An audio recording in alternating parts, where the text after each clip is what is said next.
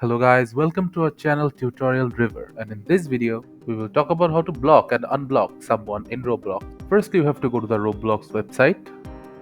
So in the search panel type Roblox, then left click on Roblox.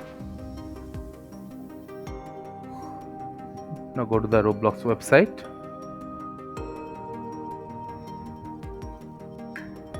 So in this tutorial we will unblock someone from our friends list. So in order to go to the friends list, click on see all in the friends section.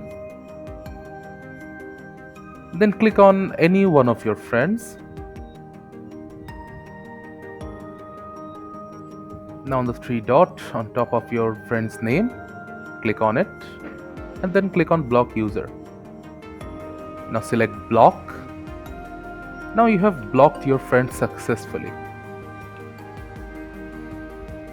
And now in order to unblock your friend, go to the gear button, then the settings menu. Now go to the privacy tab. Scroll down at the bottom of privacy tab to see blocked users. Click on show. Here you'll find the person you just blocked. To unblock them, just click on unblock and they have been successfully unblocked. Now if I go back to the profile of my friend, I can see that he is not blocked anymore.